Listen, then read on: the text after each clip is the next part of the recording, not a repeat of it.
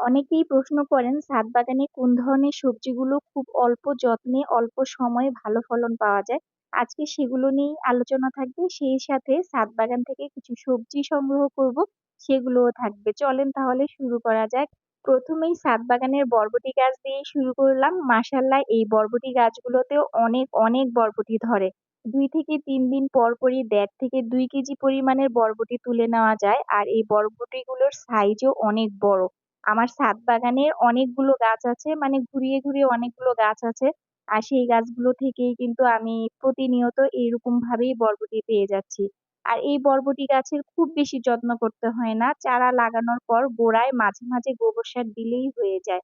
আর গাছে মাঝে মধ্যে কীটনাশক স্প্রে করে দিলে পোকামাকড় আর তেমন একটা ধরেই না। আর 1.5 থেকে 2 মাস পরেই কিন্তু ফলন দেওয়া শুরু করে দেয় এবং মাশাল্লাহ অনেক বেশি ফলন দেয়। এই যে এই পাশে আরো কিছু বরবটি গাছ আছে, সেখান থেকেও আরো কিছু বরবটি তুলে নিলাম।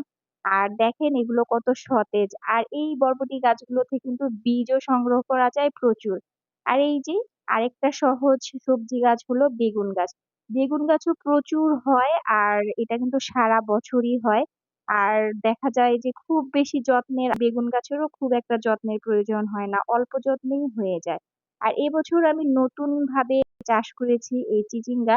চিচিঙ্গাটাও দেখলাম যে খুব সহজেই হয়, খুব একটা যত্নের প্রয়োজন হয় না। আর ফলনও মাশাল্লাহ খুব ভালো ফলন হয়।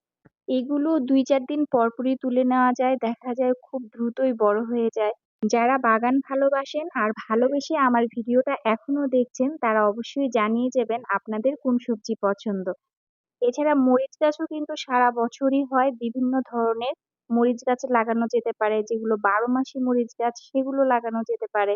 এছাড়াও আরো কিছু সবজি গাছ রয়েছে, তার মধ্যে ঝিঙ্গা, ধুন্দুল, তারপর 12 মাসি লাউ গাছ, এছাড়াও শসা গাছ, এগুলো কিন্তু খুব ভালো ফলন হয়। এই তো আমি মাশাল্লাহ অনেকগুলোই তুলে নিয়েছি, এই যে আপনারা দেখতেই পাচ্ছেন।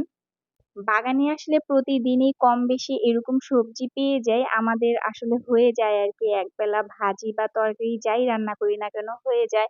আর এই যে এখানে আমার তরমুজ গাছ, আপনারা দেখে হাসবেন না, আসলে খুব আশা নিয়ে এই তরমুজ গাছ লাগিয়েছিলাম।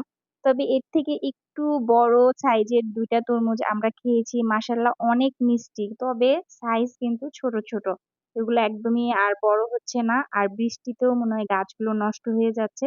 তো যাই হোক, যেটা হয়েছে সেটাই আলহামদুলিল্লাহ। এই তো ছেলের হাতে তুলে দিলাম।